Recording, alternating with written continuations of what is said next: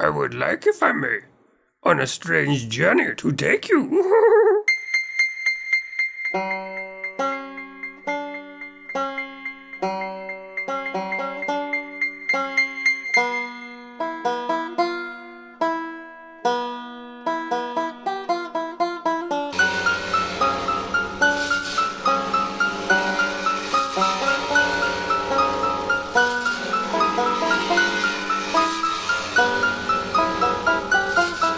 Welcome to 9sense. 9sense is a satanic perspective of our modern world, and I'm your host, Adam Campbell, being joined by Aden Arden. How are you, my man? I'm doing pretty good. I spent the day having sex. How are you doing? Sweet. I spent the day thinking about you having sex. It's been delicious. Oh, I bet. All right. First of all, to the audience, thank you so much for tuning in to 9sense for yet another week. It is great to have you. It is November 23rd, and we have a fantastic show for you this week. We're going to do a little devil's advocate. It's been a while. We're bringing old school back. Is that the right reference? I feel like an old man whenever I try to reference culture that's like 10 years old. You're bringing all the boys to the yard. That's what you're doing. There you go. This devil's advocate is going to be about the third satanic statement. I was going back because I want to make sure I cover all the satanic statements sort of on their own for an episode, and I skipped the third. I don't know why I did, but I skipped it. And so we're going to hit that, and then we're going to go back forward to 8 and 9 at some other later date. So look for that. Infernal Informant. This is a article that was submitted to me by a listener. Thank you very much. Ancient Egyptian Handbook of Spells Deciphered. I am kind of a geek for ancient human history, and with that, I kind of like human myths, and so stuff like this is right up my alley. Feminism is in danger of becoming toxic. In danger of? Yeah. That's the second article. And then, of course, Aden's in the house. We got a little Militant Eroticism. What's this one called? Monogamy and Mono-Gamy. I haven't written it, but, you know, I'm here, so we're going to do our best. We'll figure something out.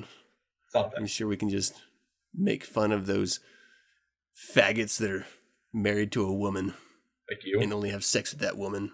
Queer. For years. And years. And end up jerking off in the shower, and every time they leave for the store and cry in their pillows at night because they're all lonely because they're married to the same fucking woman. And why can't they ever have Cocoa Puffs in bed for once? You can't cut your toenails? Sorry. You know, I think you've seen American Beauty one too many times. I feel sorry for when your daughter hits high school and she starts bringing her friends home. Well, more I feel sorry for you, but you know. Be pure torture. All right, so that's going to do it for the show. Let's start with some notes here. Yet again, here's something I don't pretend to believe that everyone who tunes into this show tunes into every single episode. So it's entirely possible that you miss things that I've hit on or something. But if you ever have a question, you can just go to the website and search the website. There's a little Google search thing in the upper right-hand corner of the website that literally only searches the indexed website. So if you have a question, if I've covered a topic in a show, that's a perfect place to go to check it out. I'm continually asked about apparel. This is like the third week that someone's asked me about it, and I've mentioned it every week. So I'm going to do it again on the off chance that this is the episode they're tuning into. Check out Asp Apparel. You can get 9sense gear there.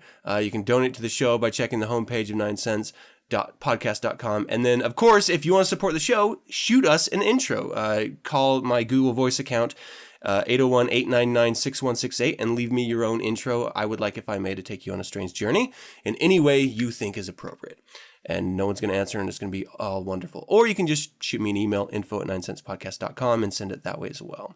So that's how you can support the show outside of just tuning in.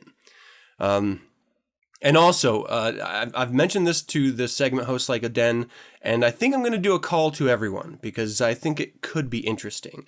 So all of you out there listening, I know, I would say 99% of you have had a bad holiday experience. And this horrific holiday 9sense special, I want to talk about that. I want to go over the worst holidays you've ever had. So if you have a particularly interesting one, shoot me an email or send me a voicemail and let us know, and we'll put it on the air and we'll talk about it and we'll laugh about it and we'll have a lot of fun, and you can be a part of 9sense holiday history.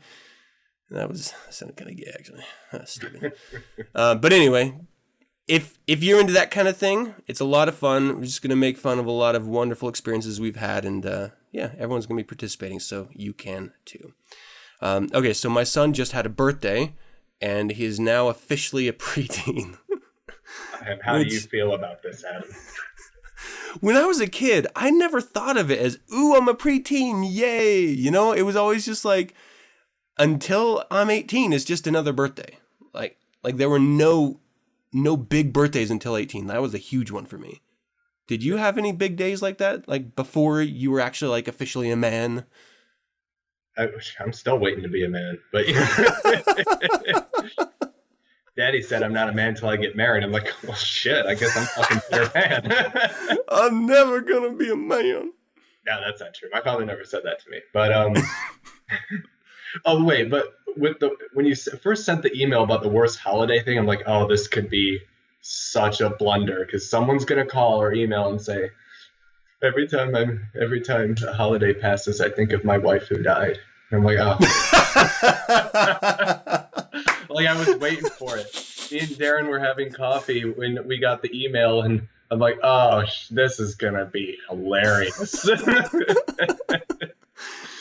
But, that would, if you know what, if it was true and they sold it, I would still put it on the air.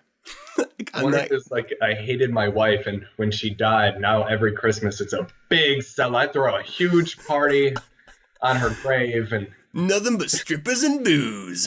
That's right. Now that's a good Christmas. Hell yeah.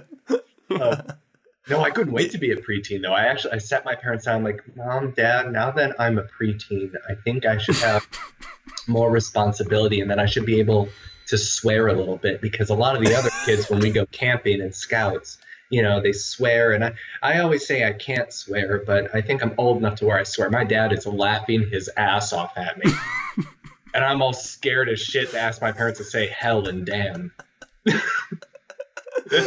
That's awesome. I couldn't wait to get older. Now I'm approaching 30. I'm like, no. Slow down. Hit the brakes. I'm not done enjoying my early 20s. This can't happen. Yeah, I don't know. He's super crazy excited about a preteen, and you know, good for him. Whatever milestone he wants to celebrate, I'm with him for it. But the older he gets, the more I recognize my own behaviors in him. And, you know, every once in a while we'll have this really kind of cool sort of like connection on a subject or a situation where we really just get each other, which is, for a father, a super awesome experience. Like, you go through raising a child and you have literally zero connection with them other than having created them, like intimate connection with their brains. And so it's always like, well, I'm, you know, changing their diaper, or I'm putting them in school, or I'm helping them with homework, or which is a holy shit, another diatribe. But yeah, when they get older and you're taking them out in the wilderness or around town and you're sharing thoughts and ideas, and you start to connect with them and realize that, holy shit, this really is an individual, but you see little glimpses of yourself in them. So like I used to have really, really long hair. I was a butt rocker, and I had this leather jacket that now he's wearing. Like, my old leather jacket is so funny, and he's dressing up exactly the way I used to, but he's never seen me like that. So it's not like I've pushed him down that road. This is just him falling into himself, kind of in the same way, a little bit different, which is really kind of cool for me to watch. And he's a really good kid. He struggles with a couple subjects in school. He's doing a lot better than I ever did. And so I'm like crazy proud of him. But there's this moment that it seems, it's like everywhere I fucking go, this happens, where someone's like, you have a really great kid. You know, your son is he's got really great manners. He's just a really good kid.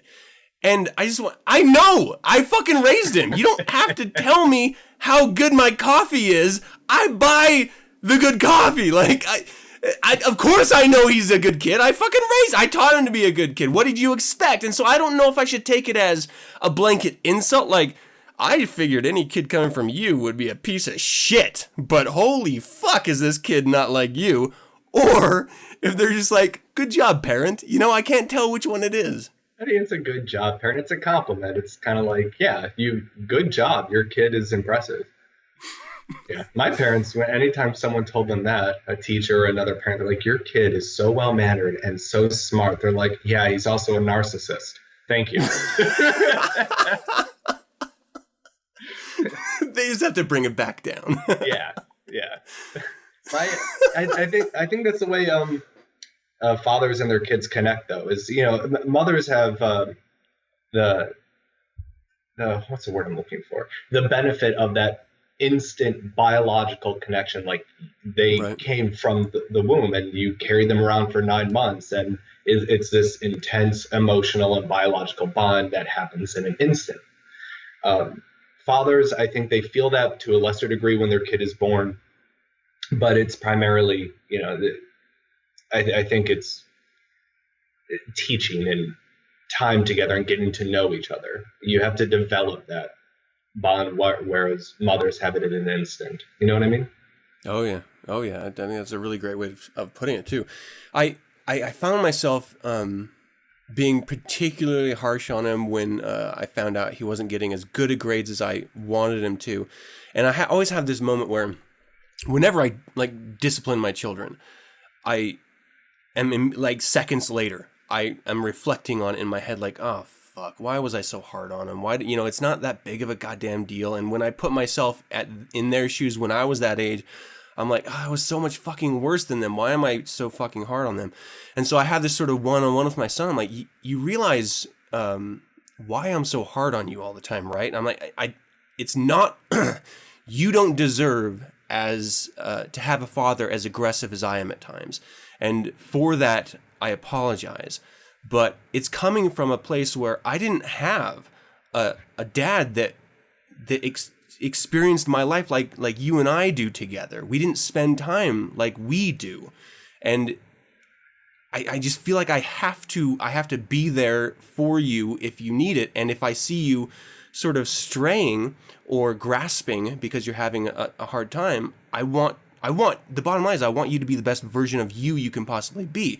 It's my job to teach you how to be a man. I don't want you to be like your friends who all have this entitlement attitude, because you don't. Like, the world doesn't owe you anything. And so I'm sort of trying to explain myself, and I can just tell, it's glossy-eyed. He doesn't care. He's waiting for me to stop talking so he can play his game or go to his friend's house. Mm-hmm. And I'm just like, I'm pouring my heart. I'm trying to explain why I'm so hard on you. And I don't know. It's selfish of me to think that he would understand or even accept why I'm hard on him. But on the other hand, I never had that type of open dialogue. So I kind of feel like it's important. I don't know. Well, me and my father never got along. Never. Not when I was a kid, my mom said me and him got along fantastically. When I was a preteen and a teenager, we were at each other's throats up until I moved out. That's when me and my dad started connecting. And now I talk to him more than I talk to my mother. Well, when I can get a hold of him. He travels the world for work, so there's months where he'll be in India and I can't talk to him. Wow. Yeah, so, but I remember my dad was never an emotional man. He is now, more emotional now, but when I was growing up, he was never. Very stoic, very cold. Not cold in any rich, the stereotype of the rich businessman. Yeah, never like that, but very stoic. But I remember conversations like that. And at the time I was like, you're an asshole, you're mean, I hate you, and you just need to shut up and walk away. And now I understand. Now I get it. Now I appreciate those times. But that revelation came so recently. So it's good that you're having those with your son, and he'll value them later. Yeah, he's got to wait 20 years. You got to wait till he becomes a man, type of thing. Yeah. And then I get it. Yeah. Then he'll look back and go, thank you. Yeah. Because to my dad, you're not a man until you pay your own bills and you're on your own and you do whatever you want without apology. Yeah. So now I do that. And the one time he said something disrespectful in my house when it was me and my boyfriend living here, well, I'm like, either you're going to leave or you're going to apologize. And that's when he shook my hand and goes, you're a man. Like, yeah. I'm like, wait a minute. I wasn't a man when I broke your nose, but I'm a man that I told you Whoa. get out of my house or apologize to my boyfriend. You know, is that really? So, Wow. No, that's it. It's a trip being a parent, man. It is an absolute trip. And, you know, I'll take your we word all for it. have the other side of being the kid growing up and having the realization. For those of us that have it the opposite, where we now have to sort of live through our parents' shoes, it's a pain in the fucking ass. It's so not easy. Yeah, Not easy. my mom said All I right. cheated. What's that? My mom said I cheated. She goes, you know, part of the pleasure of being a parent is you know that one day your kids will go through the shit that you put them through. And she's like, but you, no, not you. You found an escape route. You became gay and said, no, I don't want kids. That was your escape route. Yeah, I'm looking at her like, I wish, you know, I wish I was clever enough to think of this. I really do. It's a choice, not sexual choice. I just don't want kids. So Yeah, it's my escape route. Like, oh, no. I know what I did to you guys, and I'm not happening. That's not happening to me. I am voluntarily opting out. Thank you, but no. Nice. All right, let's do a little devil's advocate. Okay. In nomine de nostris Satanis Luciferi Excelsior. In the name of Satan, the ruler of the earth, the king. Though I am an active member, I do not speak for the Church of Satan. The third satanic statement. Satan represents undefiled wisdom instead of hypocritical self-deceit. So this is yet another installment of a little bit of delving into the satanic statements. And obviously the third, undefiled wisdom, is what really, I don't know. Okay, so when you when you read this the first time, Aden, what was the first thing that jumped into your mind that this meant? Truth is truth, no matter what. That's I kind of read it as almost as a poetic way of expressing science. You know, it's you cannot argue with facts. They're facts, and to deny them is stupid. It's ridiculous. That's an interesting. See, I saw it a totally different way. That's really interesting. So I saw a reaction to Christianity when I read this, like that's playing off the spiritual pipe dream part of it. Mm-hmm. So that's really interesting. That makes perfect sense as well, though. The kind of the reaction to a spiritual statement of faith, but yeah, I saw it as an expression of honor the facts. Damn, this is what I love about talking about these specific statements with different individuals. Is that you always get a different take on them. You know, we read them as an individual and we think, oh, well, this is obvious. This is exactly what he's talking about. But what's so wonderful about these is that that's not truly the case. There are many different ways to look at each of these statements and how they play off of each other. So I want to talk about undefiled wisdom really quick. So you're taking undefiled wisdom as science, right? Just truth. Just truth. Oh. So I always, whenever I think of undefiled wisdom, especially in the context of being a contrary to hypocritical self-deceit, I always think of like human nature. So rather than saying, I'm not going to do this action because if I don't, then I'll be able to get to some other place, undefiled wisdom is saying, well, if you want to have sex as a human being, it is natural for you to have this desire. That is the undefiled wisdom. That is your nature. So, obviously, defiled wisdom would be lying about truth. Undefiled is just as you said, bare bones. This is factual truth. And to me, in our world, there's only a couple things that are like that. And one of them for me that I always like to focus on is human nature. It is the undeniable truth that we have these desires and these wants and in some cases needs. And that the idea that there's these organizations or social groups or individuals that voluntarily deny that is insane to me. Yeah. Absolutely. Absolutely. It's, you're right that a lot of people, when you talk to other Satanists, they have a person, I don't want to say interpretation. They have they connect these statements with something personal about themselves, almost, Right, yeah. almost like a personal gripe. Um, so when I read it in terms of in more of a scientific way, as the facts are facts, it's because that is an intellectual fetish of mine, Mm-hmm. especially when you can use it as a weapon. Like, I know you're all a bunch of whores. That's my weapon. Even though really what I'm saying is, no, we all like having sex. Just admit to it. But Yeah. So if you're horny and you want to have sex, there's nothing wrong with that. Being angry, being greedy, being selfish, if you can admit to it, that would be an undefiled wisdom. Mm-hmm. If you try to whitewash it, or no, I'm very generous. I'm very charitable, but charity starts at home. Praise Jesus. That it's like that last part there does not fix the problem. Yeah.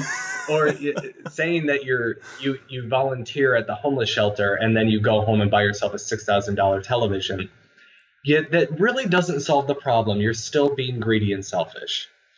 Donating 2 hours does not say that you're a charitable person. If anything, it probably means that you're just trying to forgive yourself for buying the $6,000 television. Yeah, it's very transparent. I'm going to spend an hour down at the soup kitchen so that I can feel good about myself the rest of the year. Right. Exactly. Yeah. I like the way Darren puts it. Thanksgiving, Christmas, these are days where you can forgive yourself for being such a selfish prick the other days of the year that you overcompensate with generosity for that. Yeah. And then I look at it, I'm like, are you sure this isn't an excuse for, people like me and you constantly forget people's birthdays and forget to send them gifts and things like that? You sure that's just not a convenient excuse? Yeah. But I'm the same way. Yeah. I really like that the truth science side of it that you mentioned, though. The more I think about that, the more it just fits so fucking well. So you have these groups, for example, mothers who will not vaccinate their children because they think that it gives them some other disorder or disease. Or you have people who believe that the earth is only 6,000 years old because what they're doing is they're taking what makes them feel good and what they want to believe and forcing all of reality into that tiny little box. They're just going to whatever lengths they can in order to convince themselves that they are in fact right for believing something in the face of complete rebuttals of fact. They will just still stand up and believe, well, the dinosaurs must have only been 6,000 years ago. I wish that was the case. Jurassic Park would be a lot easier. I mean, that's like ancient Egyptians time right there. The 6,000 years. That sounds fucking crazy. Right? We've seen not buildings, but we've seen monuments that are 8,000 years old, 9,000 years old. We've seen evidence that civilization is older than 10,000 years old. But come on, really, 6? It's such a strange number to land on too. They're just like, yeah, I don't know. What sounds like a big number? I don't know. 3,000? No, just double it. 6. Let's just say 6,000. Well, you know how they came up with that number, though, right? No. There's a list in Genesis of Adam and Eve. Adam and Eve begot so and so and so, and then they begot so and so. So this guy, I believe in the 1800s, listed all the ages, how long they were alive, started with the year they were in, and just did some basic math with the names and the numbers given in Genesis, the ages and the people, and came up with the number of about 6,000 years old. Yes, so he took a record, an incomplete record, from a fable, and just subtracted. It's horrible. It's ridiculous. So, I mean, we can even bring this to a micro level with with us individually throughout our lives. So we convince ourselves of situation. Well, he really loves me even though he beats me. He tells me he really loves me. I deserve it. I'm infuriating him in bad relationships. Or you convince yourself of lies like, oh, well, we really are good for each other, even though we both are fucking around on the side and we're trying to be monogamous, but we really, we just stray from time to time, or you're an alcoholic and you refuse to believe it. All these individual exercises of lies fits beautifully into this, because if you just sit back and say, well, the reality is Satan represents you as the truth, not as your intellectual lying to yourself. Or justifications for your behaviors, then you remove it from this broad context and you can kind of move day to day. So even though I would never do this in my own life, I always like the idea of, what would Satan do with this in mind whenever you're having a quarrel within yourself, whenever you're thinking A or B, or should I or shouldn't I? Well, what would Satan do? Well, he would be honest to who and what you really are, and he would take that path. It's sort of this fun little exercise. Then again, I never actually do this myself. I just thought it'd be a goofy thing, especially because, all those people with like rings and t-shirts of what Jesus would do and stuff. It's just kind of a funny take on that. Well, I do that when I have little issues in my own head over what to do, or, all right, the evidence says this, but God, I really want to believe something else. And I do ask, like, what would Satan do? But that's just I think the way I deal with my world is I like symbols, and I like dealing with everything in abstractions. I think that whole Nietzschean idea of you have to give the world meaning for it to be meaningful. So, right. So I really like that I get to play with these names and symbols and characters and anthropomorphize them to the point where it seems like I would be having a conversation with an entity, but even though I know I'm not. But this statement kind of reads to me as, Satan represents having the strength to confront reality. It's almost it's almost a courageous, it's almost a dare. Like I dare you to confront the truth. Because it's scarier. Yeah. No, goddamn, the more we talk about this, the more interesting it becomes, because this, for those of us who are challenged with having perspective with our own life experience, looking at ourselves objectively, if that's a challenge for you, then this is a wonderful way to get over that. It is literally saying, you no longer are forcing yourself to evaluate yourself. Now you're still forcing yourself, but in the exercise, you're forcing Satan to evaluate you. And if he is undefiled wisdom, and you accept that as a truth, then you will be able to objectively look at your behaviors. It's an exercise to help you get over yourself, get over your own mind, if you will. I think that's a really wonderful way of doing it. Yeah, I love lucid dreaming. Once I finally kind of learned how to do it, but I have a ritual that's kind of a way to confront myself when I'm having a hard time doing it in everyday life. Like, no. Well, yes, I can. Yeah. So I have a very basic ritual, and then I go to sleep right after in order to lucid dream, and it's a conversation in the woods with what I would imagine the devil to look like. And it's really me just talking to myself, and I understand that, but I indulge in the fantasy and the dream. Yeah. And it's almost like having the conversation would almost seem like Socrates talking to Aristotle, teacher to student type of thing, where I can have a part of my personality that is uncompromising and completely objective, saying, listen here, you son of a bitch, I'm going to tell you what the fuck you're doing. And you're going to listen because you have really nowhere to go. You're in your own head. So yeah, you're trapped, bitch. And it's a wonderful little exercise. And people do it all the time with mirrors, talking to themselves in the mirror. And it's hilarious, the voice that comes in the back of their head, that it's your voice, but it's saying things that are completely independent of you, to where you're almost having a conversation. And I think that that's a ritual in and of itself, but it goes directly back to the statement, where sometimes if you cannot, for whatever reason, cannot confront reality, there's ways to help you do that by splitting yourself up. And then as long as you recognize that it's still you. Yeah. That's brilliant. Yeah, I think that's fantastic. God damn, I'm glad we talked about this together. Fuck yeah. Me too. Like swinging my hand. Uh-huh. Don't think I've swished enough today. My pelvis is killing me.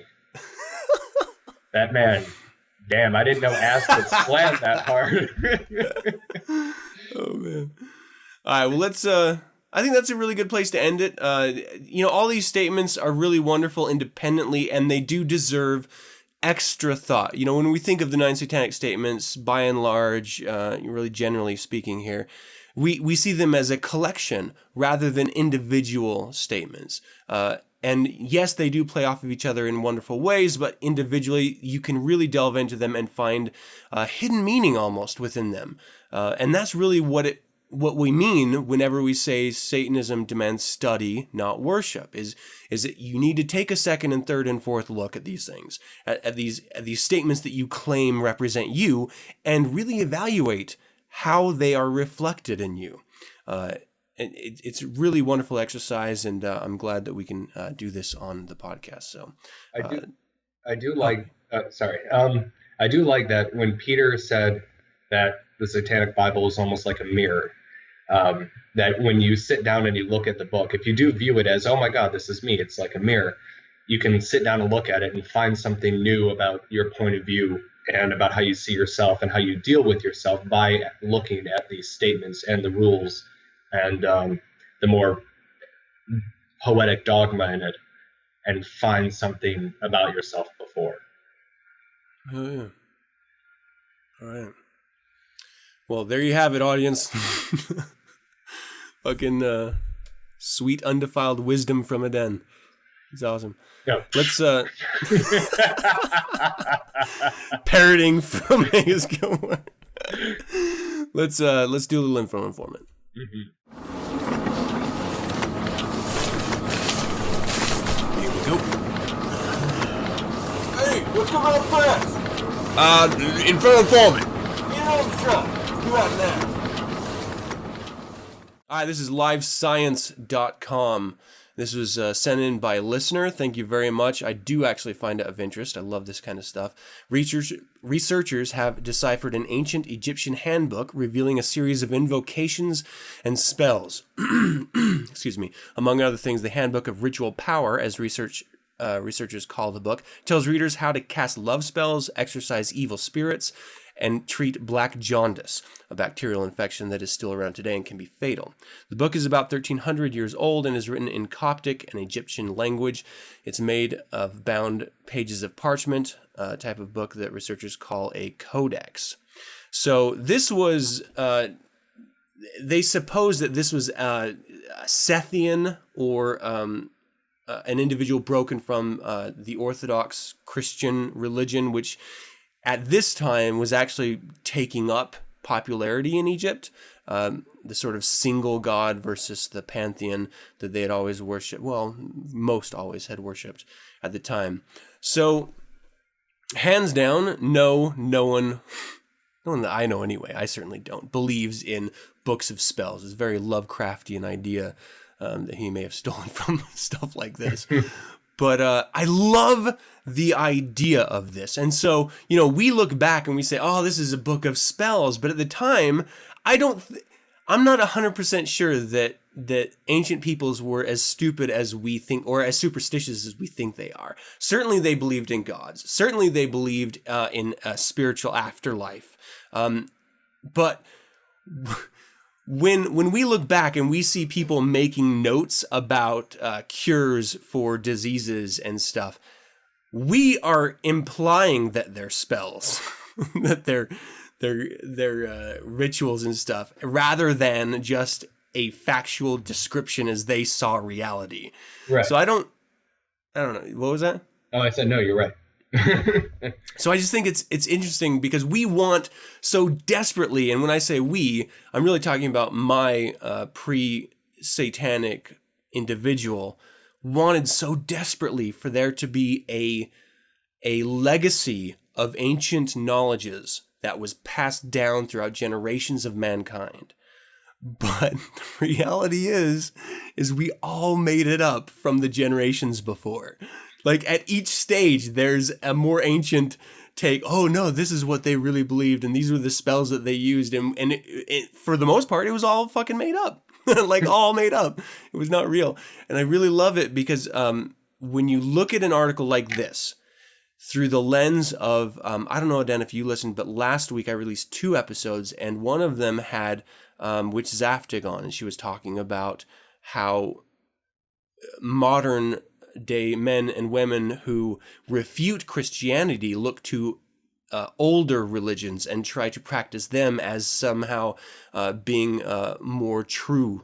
But really, all we're doing is looking at it through our post-Christian world lens and redefining it. So every fucking movie that you've ever seen that's talked about ancient magic or ancient peoples, every book that's ever been written in our lifetimes, our collective modern society lifetimes, about ancient anything, is all through the lens of fucking a Christian worldview. So you cannot ever look at this and say, oh, well, these were ancient writings that was, ancient spells that they used, and it was cures and evocations to exorcise demons and stuff. No, that's how we're interpreting it. Exactly. Like it could literally be, well, this is just a toxic to help people burp when they had a stomach ache. Yeah, people seem to. I have a few things to say on this because when I saw this article being posted around in the comments, and I'm like, save it. I'll save it for something. For something. I'm so happy when you sent me the notes and this came up. I'm like, I saved it for a good reason. First off, I love Witch Zaftig's segment. I absolutely adore it. When I was a kid, I wanted to be a theologian. So now everything that she does, I'm like, oh my God, you lucky little woman. You lucky academic. I hate you. I love it. So, I sent her an email full of praise. I'm like, oh, you're so great. But no, you're right. This religion is man's, religion, folklore, mythology, superstition. These are human beings' first attempt at medicine and science. So when you look at these older books, you can't necessarily look at it as, oh, it's a spell book, even though I completely agree with you. When I was younger, I wished and I'd hoped to find like that secret knowledge. But then it occurred to me, a secret knowledge has been passed down to us in philosophy and science, and especially in literature. When you open a book that was written 200-300 years ago, you are getting wisdom from somebody who lived 300 years ago. You're getting a personal take at a time that you are never going to see, never going to know anything about, and you're getting a very personal view on it. So you already have the secret knowledge. I think it's more you have to switch the vocabulary around, kind of like the everyday world versus the ritual chamber. You're doing shit that you probably do in the shower, but or at least, when I'm in ritual, I do things in there that I do in the shower. But, I swing a dagger around in the shower. Good times. So, but it's the vocabulary that changes. So when you open up a science book, you just have to know. If you compare a science book to an old spell book and you just change the terminology around, it's kind of interesting. Especially when it comes to astronomy versus astrology. It's really fun to do that. But these books, these were not spell books. They weren't written by witches who were working with spirit. They're religious books. It's the prayer book of its day. And we look at prayer books now, I think even Christians do. It's nothing special. There's nothing sacred about it. It's just a religious text. It's an everyday item. And I think you're right. It's a modern view through a modern lens, looking at something that's old, and we're putting our present day interpretation on it and our hopes and our dreams about what a spell book would be. Yeah. And a lot of these old superstitions were just ways to deal with stomach aches and flus and colds, and they didn't know anything about diseases, so of course they were spirits. Or it's hard to believe that they used to think that they didn't have any concept of that there was no such thing as empty space on this planet. That there were things between you and me, and that when the wind blew and things happened, it wasn't stuff in the air, it was probably a spirit moving things. And that was their knowledge. Yeah, I mean, just wind itself. Just wind itself. They had a god for the wind. So it wasn't wind, it was someone that you can't see, touch, feel, or talk to. And it's always interesting to me because when we think of this and we think back on it, we're being disingenuous to the people at the time because we're making a bunch of assumptions based on what we know as truths. And so they genuinely did believe that gods affected their lives. Like that is, you pull over any Christian nowadays, and I would say, 9/10 of them do not actually believe that God actually affects their individual life. I think that's the fringe. I think the majority of people just like the idea of a God. But in ancient Rome and ancient Greece, and definitely ancient Egypt, they literally believed that the elements were controlled by gods and that the gods did everything. Like they were ingrained in human affairs. That's an amazing notion that it's hard to be able to step out of. So what we now term as science was literally gods. It was all the gods doing. It was not the natural way of the world. It was just gods doing it. And it was separated. It was segregated into different areas. I mean, it's a really wonderful exercise to try to separate your mind from our modern way of thinking and trying your best, which we can't do, but trying your best to put it into their frame. And so whenever, you have an archaeologist who digs something new up, take it with a grain of salt, people, because it's literally them trying to interpret through their lens what these ancient people thought, believed, and did. I think it's quite insulting. We don't give our ancestors enough credit. I mean, we really don't. I mean, did you see Rome, the ruins? The city was gorgeous. It was a technological feat, and it is still considered today a technological feat. The roads that they built still lasted. Hell, the ones in Michigan can't last through the fucking winter. Exactly. Yes, that's a really beautiful point. And it's what people seem to forget is when the architects designed these cities, they did it with what they called sacred geometry, which we would just call basic mathematics. But the equations that they had and the science that they did were named after gods that they thought, oh, this is knowledge of this particular god. So it's like when we invoke Asmodai or Mammon or Satan or whomever, we look at these individual characters as having individual qualities, and they did it the same way, except they actually believed it. But it's irrelevant because it was science just called by a different name and different reasons, I guess. But it worked, Like when my math teacher goes, you got the right answer, but you did the equation wrong. Well, what the fuck is the difference? I got the right answer. What's wrong with you? This is exactly why I genuinely dislike the majority of people that believe in ancient alien visiting our ancestry and doing things for us.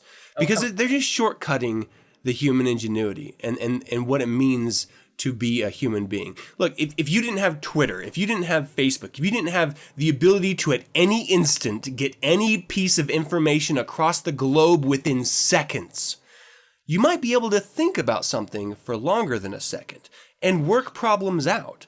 You might be able to come up with solutions to mind-boggling problems in our opinions, but the reality is that our human ancestors did amazing things and we can't rationalize it because we are fucking stupid compared to them. I was going to say, through all our advancements. Without Twitter and Facebook, I think you're giving the average person nowadays too much credit. They need those things, Adam. And two, don't be so hard on the ancient alien theorists. They are so much fun. That show on the History Channel, I fucking love it. I really do. I love that show. It is so much fun. And I have tons of books on ancient alien theories because I'm just like, oh my god, this is great. It's so crazy and it would be an awesome sci-fi movie. Come on, Stargate rocked. I gotta be honest, and this is why I say the people who believe it, because I really do enjoy those ideas too. Like really, I mean that's what started me down my passion of learning about ancient human history is the idea that it wasn't just human. But for me, the more I see and I experience, I genuinely believe that we just did it, and we had time to work out problems, and we just worked them out. Like we didn't need a UFO to do it. But I do enjoy, like, it's like a movie, you know, a bad movie, a B movie, but it's like a movie whenever you watch stuff like that. It's the people that believe it, that buy into it, that I have a hard time with. You don't believe it, you know it. You know our species did those things. I mean, there's no other evidence that says otherwise. Exactly. Yeah. The Baghdad battery? Come on, really? It's ridiculous. If that's the best of your evidence, Jesus Christ. That's how aliens lifted blocks of stone. There was one scientist interviewed in one of those shows who went, listen, I would agree with them if I saw anything that ancient man could not do on their own. But so far, the best evidence they come up with was some glass and a wire that they used in jewelry that they put in a liquid that they also used in makeup. If that's the best these aliens can do, and the best things aliens can do is build shit out of stone, I want to know how the fuck they got here to begin with. Gigantic stone spaceships. They flew on big rocks. Powered by potato. Powered by a potato. Oh, that was such a fun experiment in school. Yeah. All right. I mean, that's really all I wanted to talk about this article. It was really fun to read. I really do dig this stuff. I mean, I actually, on my back shelf, I have 3 books of ancient Egyptian spells because I truly love this type. I don't believe it, but I love this type of stuff. Oh, it's fun. So, yeah. Yeah, it's good stuff. I love But spells. you know what I love even more? Mm. I don't think you're gonna be in my shoes in this one. I love women more. So I want to talk about feminism. I can't help you. Can't help you there. You're married and you've had children. You are too far gone for even this this boy to save. I have drank the Kool-Aid. And you are 8 The vagina aid. Ew. Oh God, I'm just picturing like a handle above a pussy and you turning it and drinking what comes out. Oh, dude, I have no problems. Oh, I'd love. Oh my gosh. Oh God, come on, man. I love it so much. No, it's good stuff. I love the taste. I love the smell. Holy shit! This reminds me. I wasn't even going to talk about this. Let me go off on a quick rant, if I may. Yeah. I was working out with my wife the other day, and I smelled pussy like crazy strong. Like I just smelled pussy, and so I was like a hound dog, like smelling around the room, trying to find the source of said pussy smell. I genuinely like it, but I wanted to know why it was so fucking bold, and I couldn't figure it out. Excuse me, I'm like burping as I'm talking, gross. And so I eventually just looked down at myself and I smelled pussy on me, and I pulled my shirt out, and I was wearing a wife beater, and I pulled it out, and I was like smelling, like I smell exactly like pussy.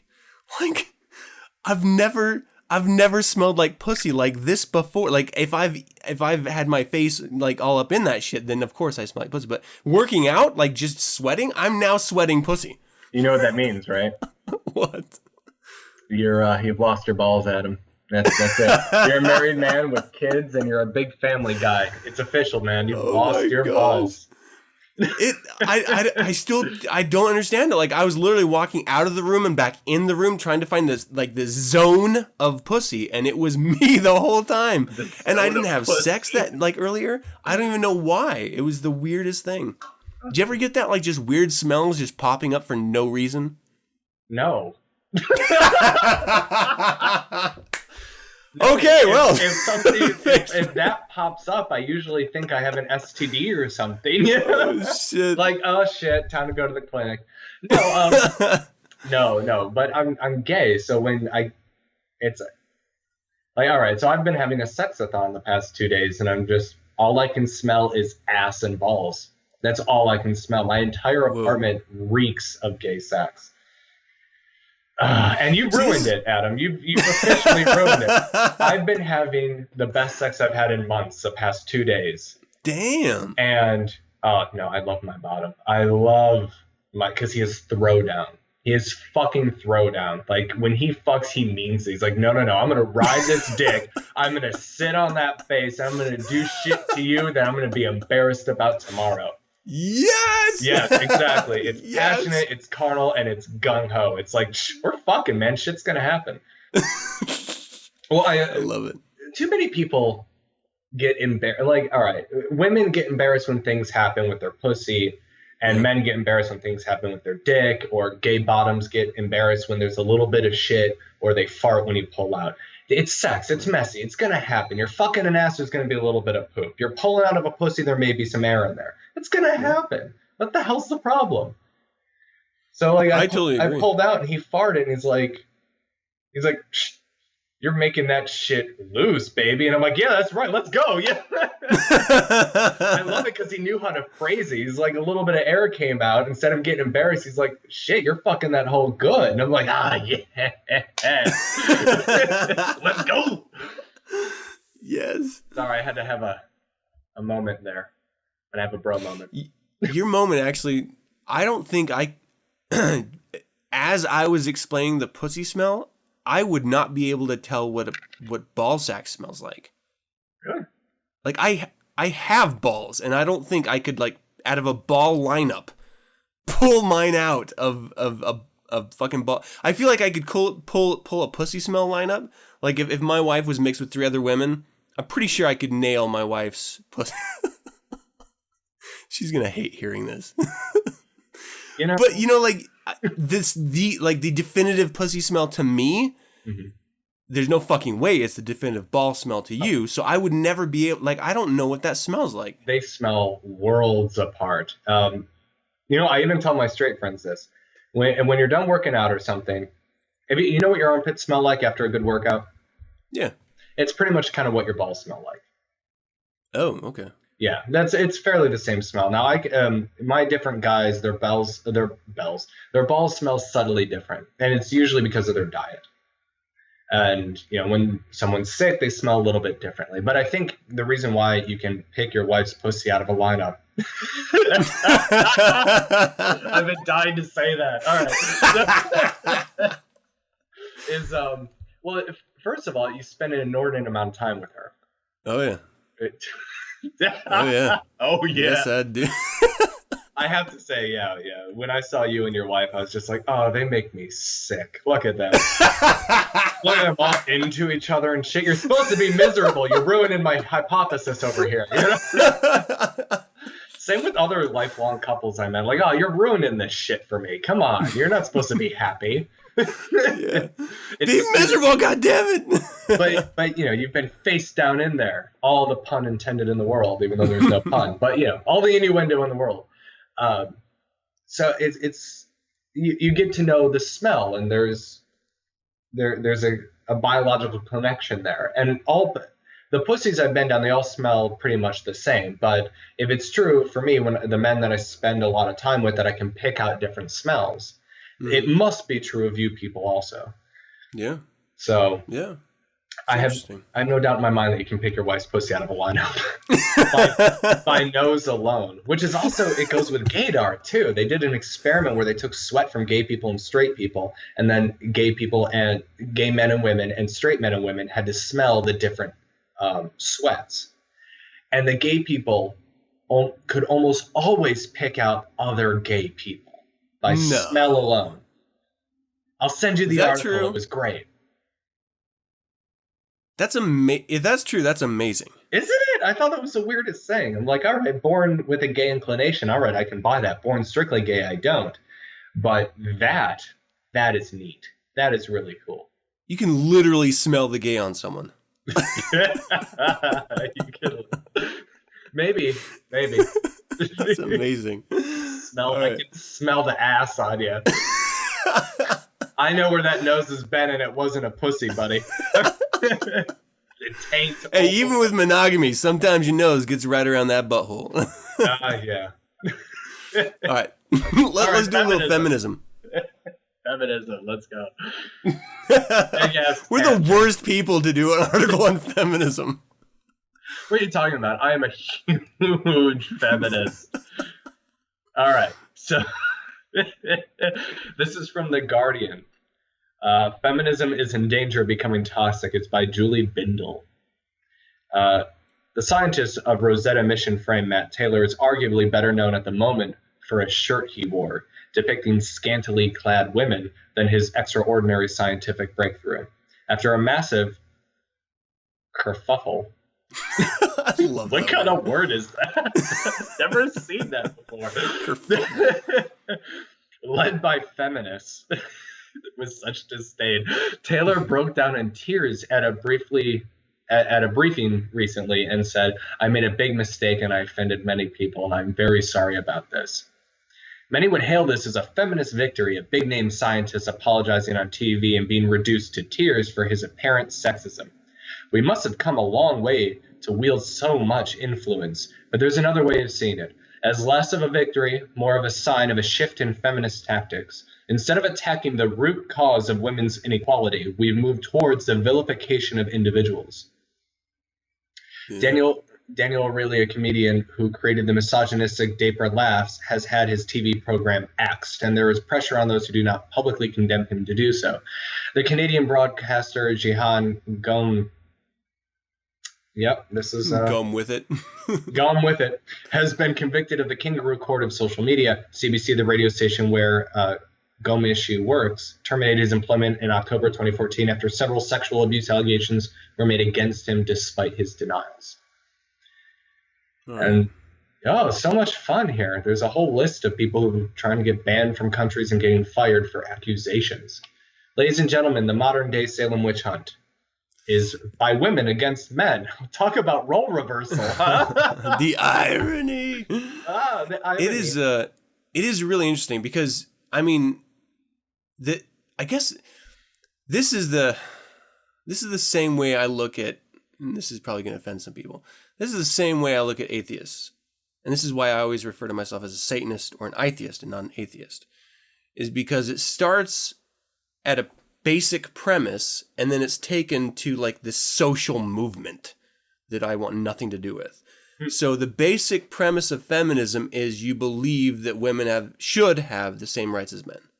But it's taken to such a hard different turn that you have dudes crying because they wore a t-shirt that some women found offensive. I mean, fuck. So Aden, tell me what's your opinion on feminism? Fuck it.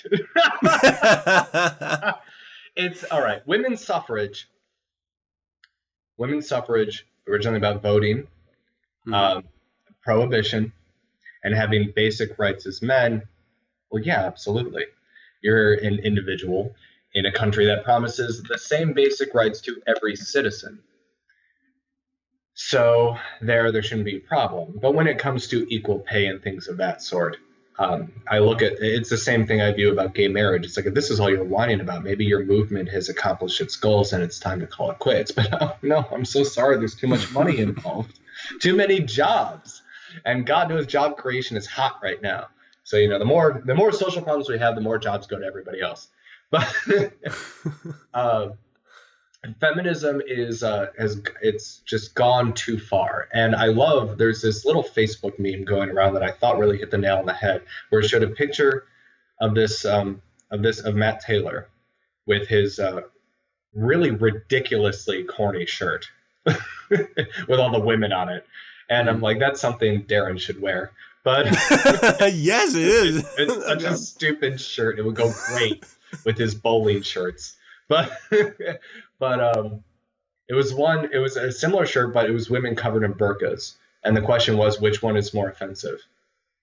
So, ooh, that's nice. I know, right? It's like you can't have it both ways. You have a woman who is posing strong and proud and sexy with a gun. And then you have a woman covered head to toe. I want to know why it's so offensive. Well, this is why women can't go into math. No, maybe the problem is that there's just a lot of women who don't go into science. Sure, it's a bro fest in science, but these are all nerds. If a hot woman walks into a lab, you really think they're going to stop her from working there? Are you kidding me? First of all, any science office department would die to have a woman in there. And There's no fucking way that there is any sexism in the science realm. Like, it is, I would say, more progressive in respecting the brain than any other field on this fucking earth. Right. At the end of the day, even when I'm gone, because I'm gay and I get let into... Wait, you're gay? Did I come out? You better tell your parents, because they're going to listen to this and be shocked. I'm grateful to say that my parents are now officially afraid to listen to this. They heard mine and Darren's Valentine's Day special. My mother's looking at me while we're cooking dinner together, and she's like, you know, I'm so happy that you found people that you can do this type of stuff with, because God knows you're a special person, honey. Oh, what is that? Yeah, my parents, they know everything I do, but I caution them to see how far they can go. But yeah, anyway, where was I on this? Yeah, it's at the end of the day, yeah, because I'm gay and I've been let into the little, girl only groups and things like that, and women, they're no better than what men do. When a group of men get around and go, dude, that girl in the office was so hot, and you see how tight that shirt was. Shit, man, I had to walk into the bathroom and rub one out, and I almost called her, ho instead of ma'am, because I was just so turned on. Women do the exact same fucking thing. When a bunch of them get together around their cackling cauldron, it's like, oh shit, I want to know which one's scarier, because personally, the women scare me. And they're just like, what's the word for a woman being the equivalent of misogynistic? You know what? That's right. There isn't one. So isn't that really sexist? Good fucking point? Yeah. They're no better. They are absolutely no better when they talk about, the guy's really nice and he's really smart, but he's too skinny and too flat chested. I want a man with muscles, and his dick is too small. But they'll bitch at a guy who says, you got love handles, I can't do it. Well, you should love a woman for who she is.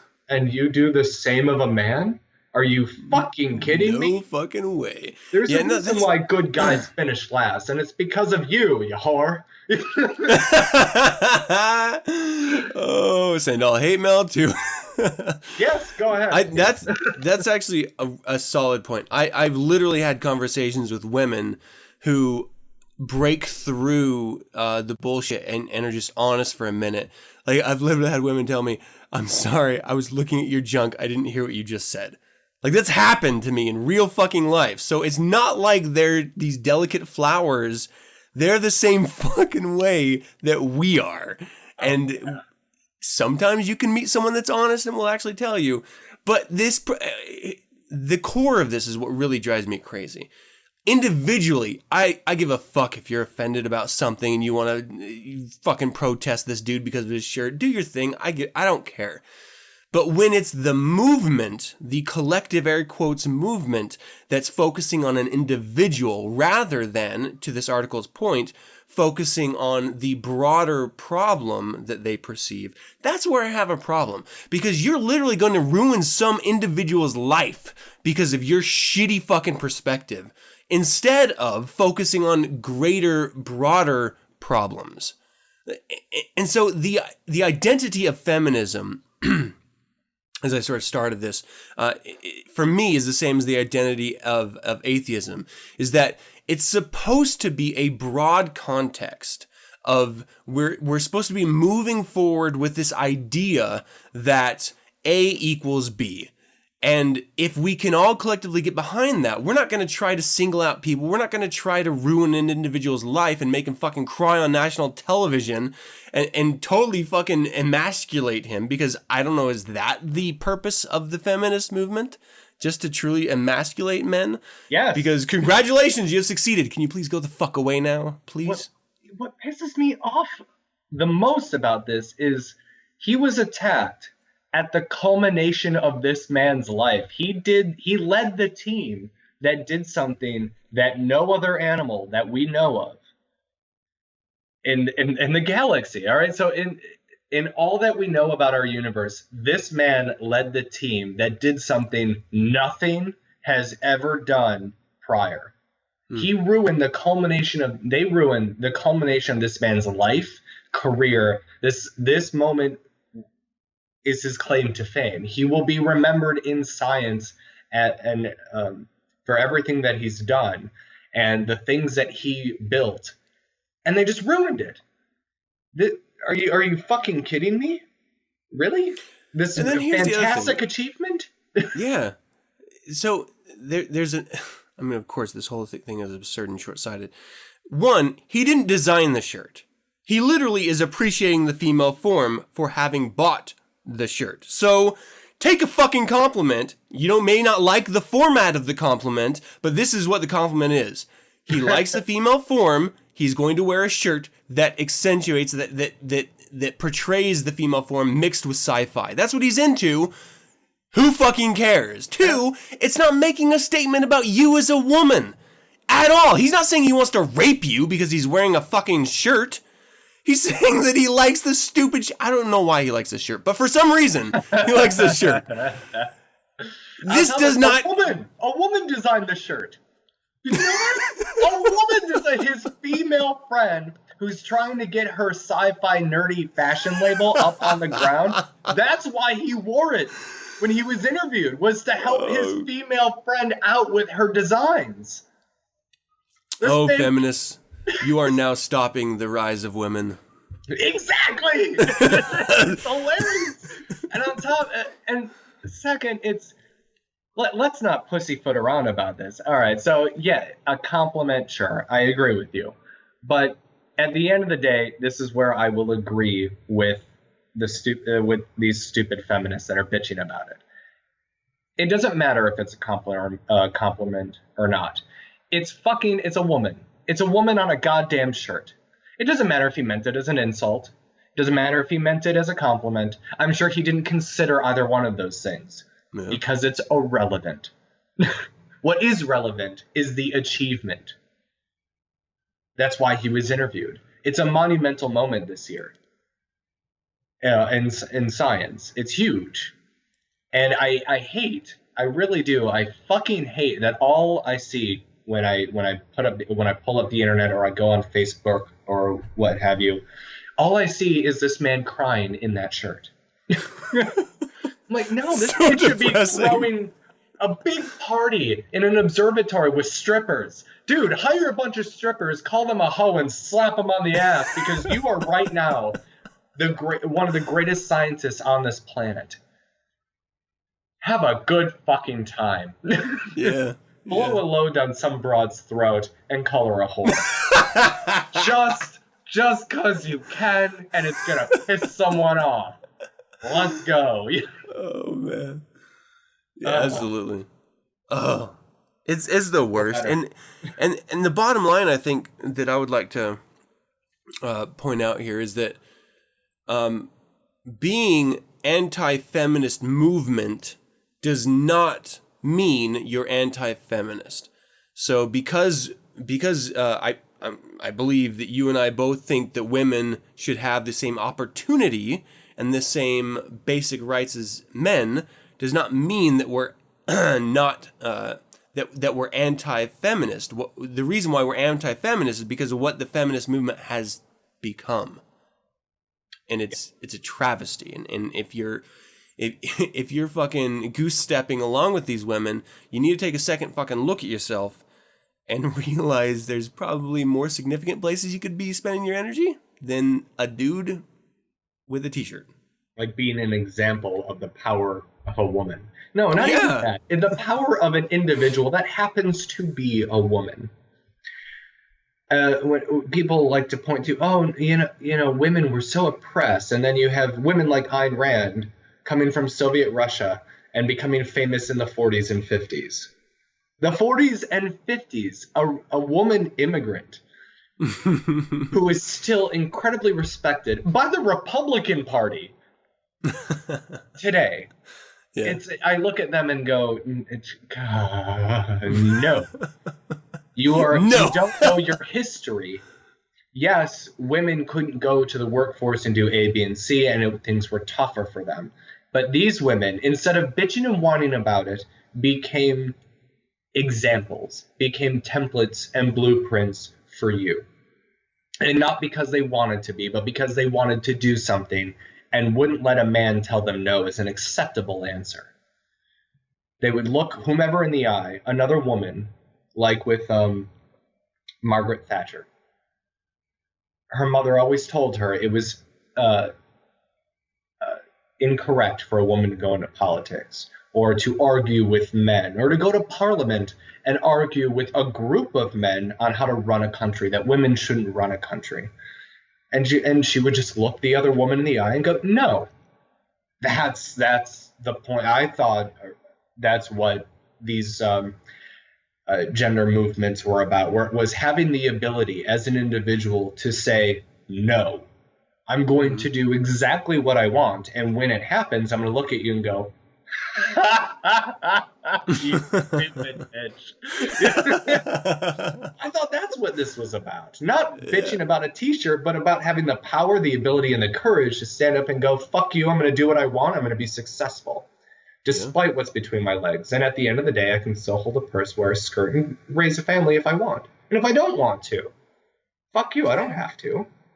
I think that's a wonderful distillation of, rather than being against men, it was pro-individual. It was, I am going to make a statement because I am good enough to make a statement. It wasn't, you all suck and your shirts suck and blah, blah, blah, blah, blah. It was about the individual. It wasn't about the movement. And I think that's a wonderful place here to probably close this discussion down. Yeah, I love women, but fucking feminists, man, you gotta stop. I mean, fuck.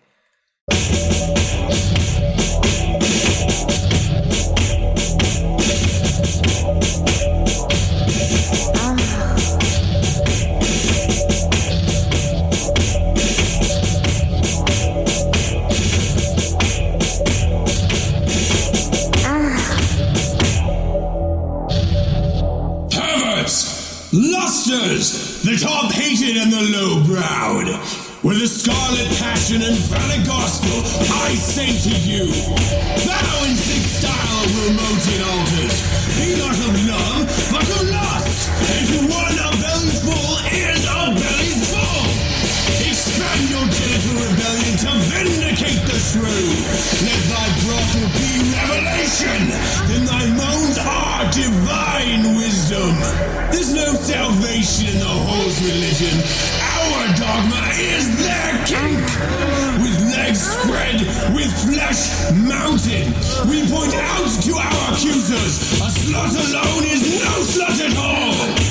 This I say to you, my fellow eroticists, my hands-on warriors. It doesn't matter who bends over. In the end, we are all degraded.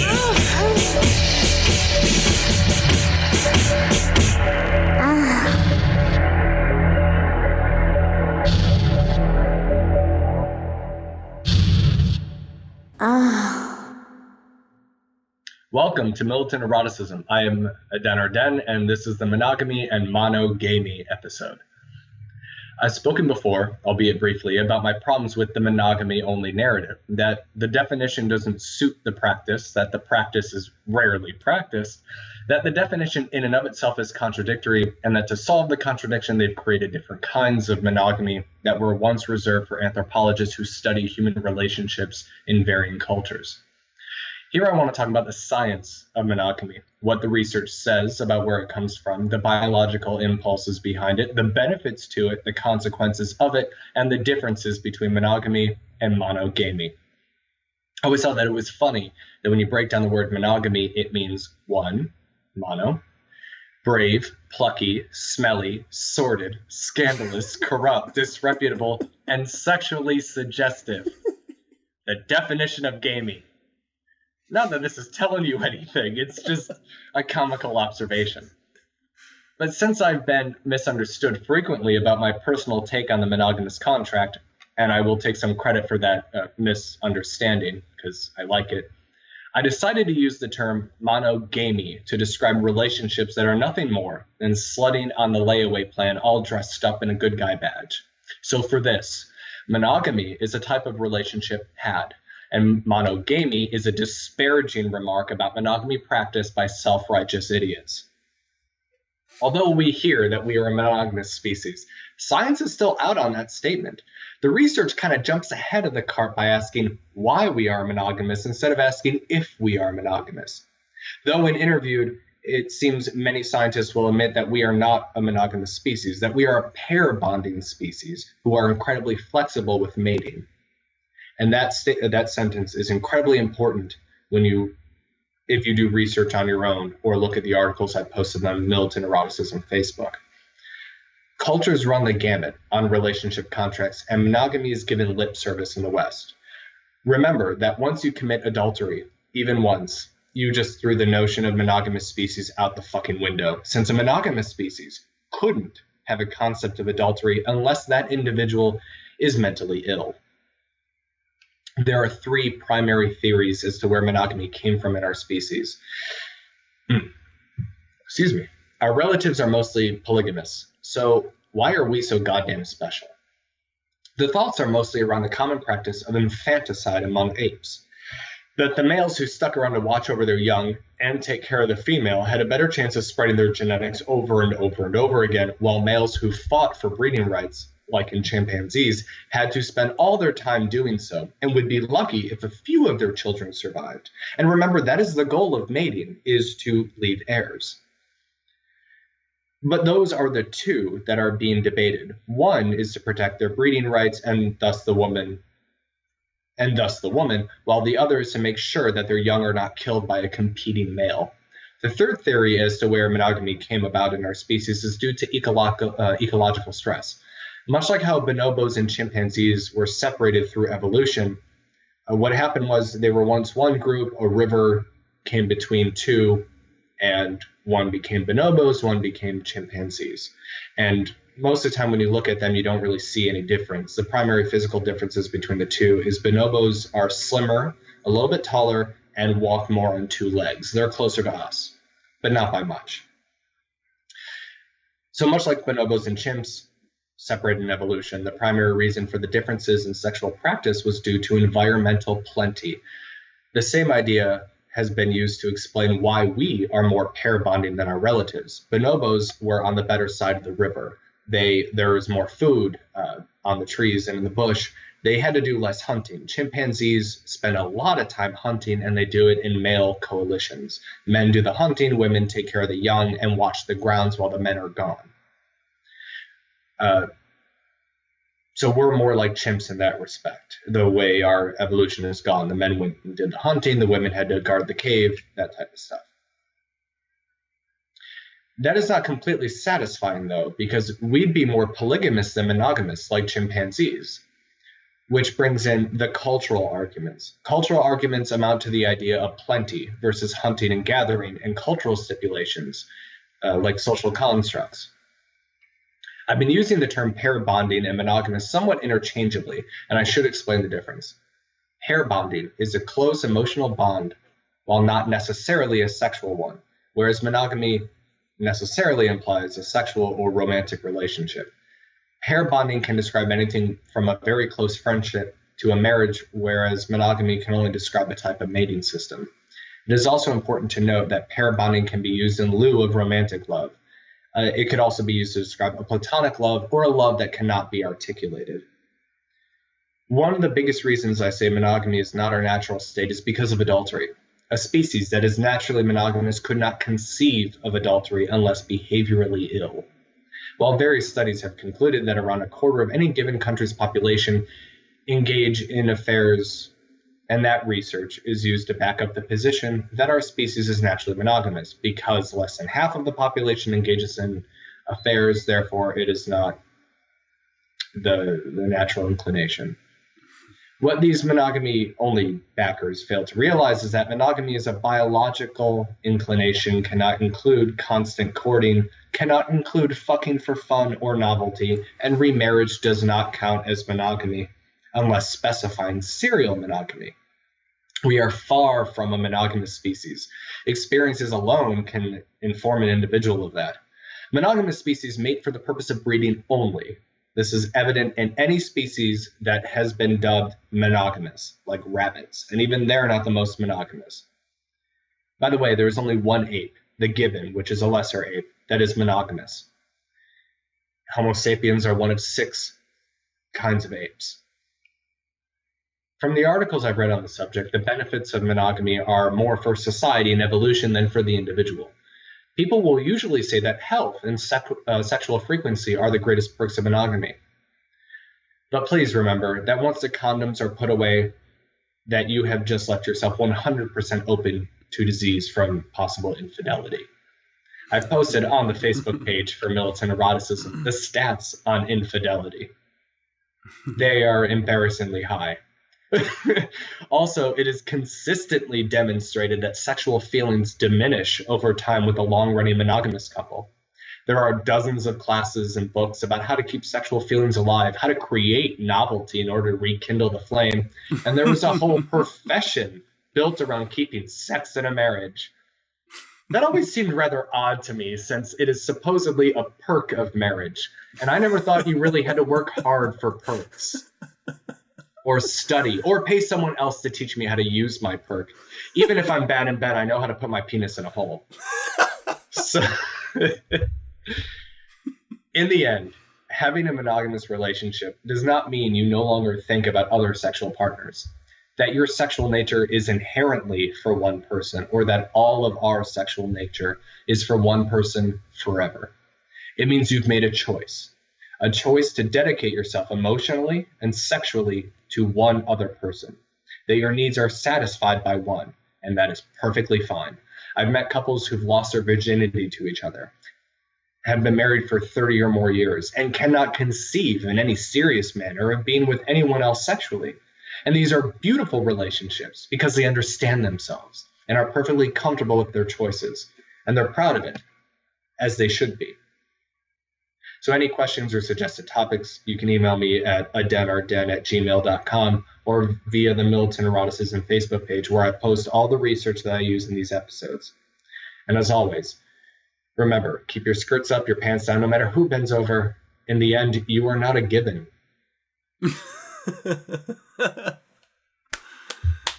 Oh, applause! I'm so happy about that. Makes me very nice. Last time I heard applause, I was being put in an oven. Oh no, that was awesome. It's such a brilliant fucking point. I mean, well, okay, so I got a bunch of notes here. The idea of you say it much better than I'm gonna try to distill it. That monogamy is how did you describe it? It's a temporary exercise, I'm gonna say. Only if you're not having a threesome. and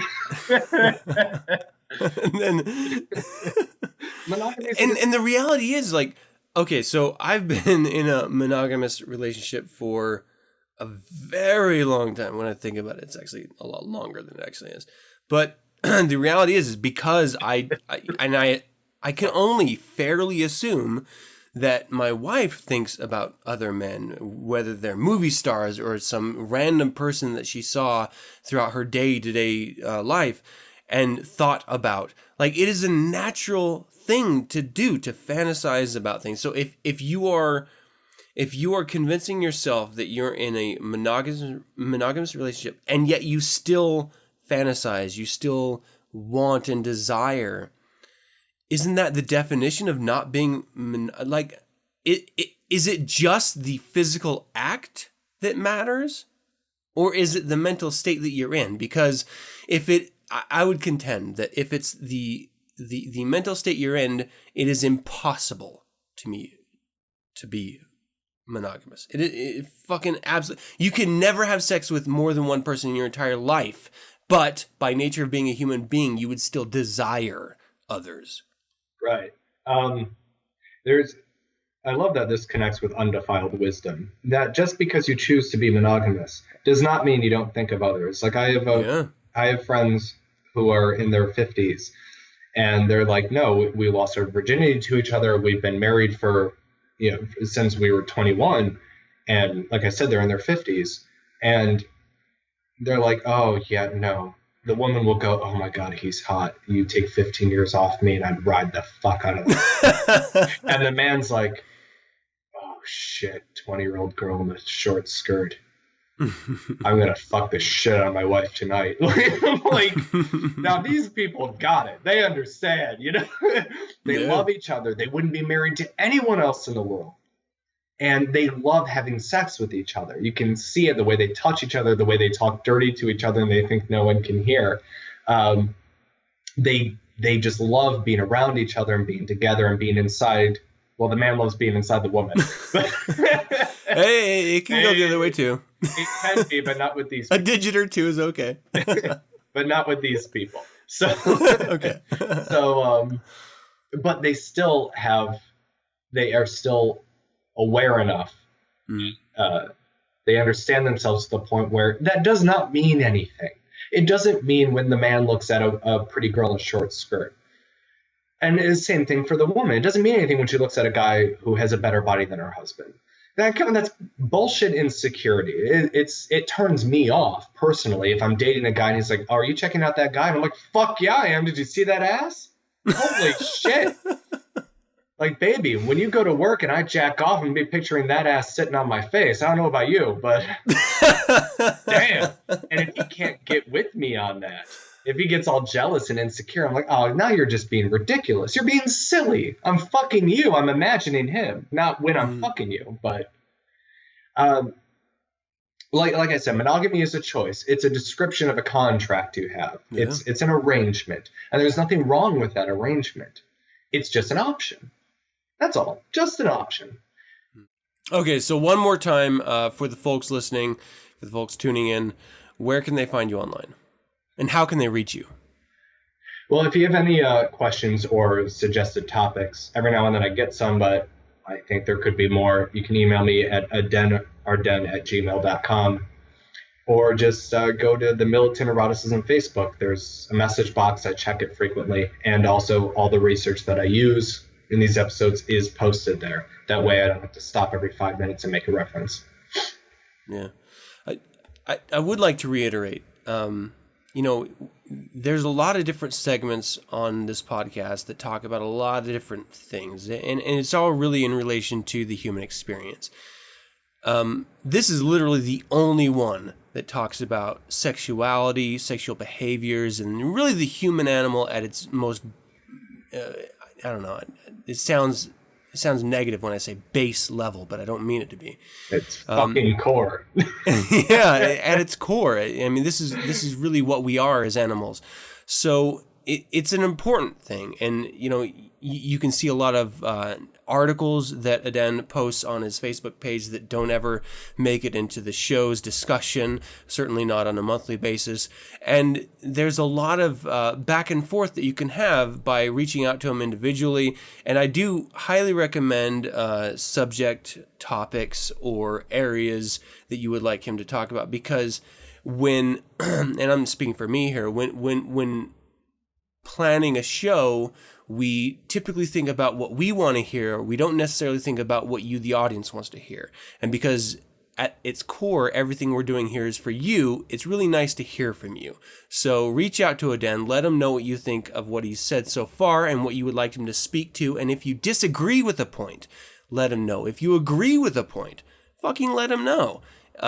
It takes you seconds, and I have to tell you, as a content provider, it means a lot to us to have that back and forth. So do yourselves a favor and be a part of Militant Eroticism.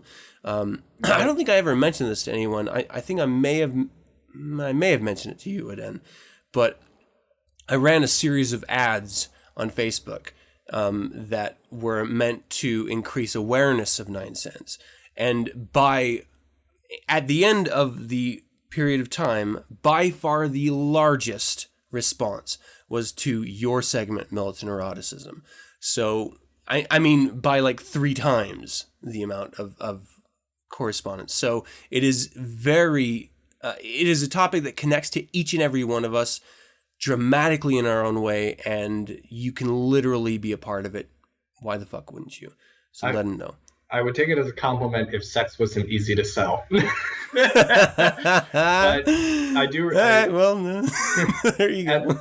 At this point, I've covered almost everything that I've been dying to talk about in a public setting. So no, I do enjoy the feedback, and I do respond to the emails.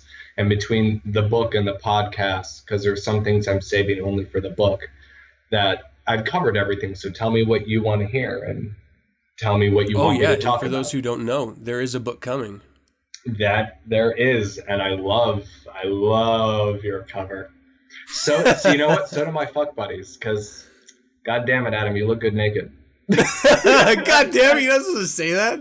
It's not me. It's not you, my ass.